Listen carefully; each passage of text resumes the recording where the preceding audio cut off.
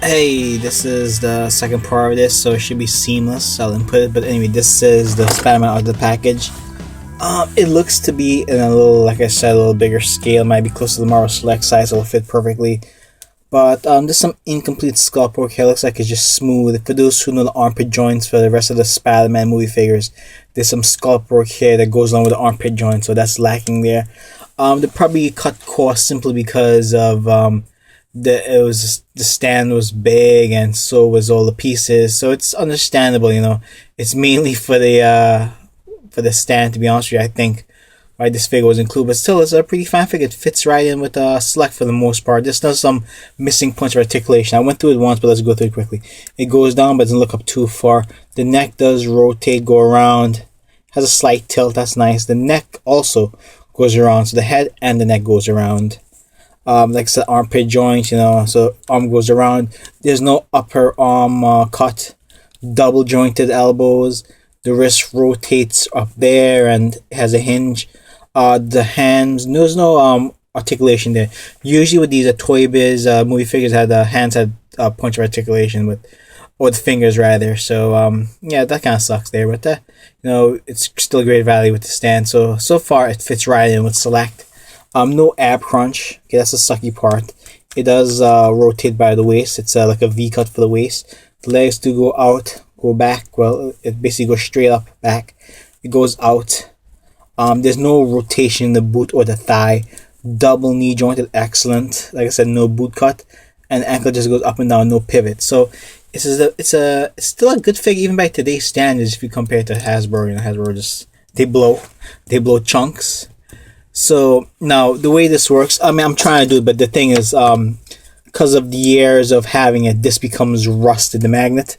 So you see the little dust there and stuff, so you have to keep scraping it off. And even when I try to attach it, it kind of like falls on. Maybe it's supposed to originally, but I'm not sure. Maybe the magnet has lost its weakness, or maybe it's all the corrosion that took place with the magnet. That kind of sucks. But hey, this is a cool gimmick feature. Not cool, but it was a nice gimmick feature. Basically, you stick this there, and the string it attaches to this piece here. See, I'm trying to get a proper background for this piece here. Move my god, shadows. See if I get the shadows out. Okay, so that's it there. This attaches to the wall, and you kind of like screw it and you lock it in place. So right there, so you lock it in place. So if this was a wall here, you lock it in place, and you attach the string to up here or something along those lines. You attach it somewhere, right?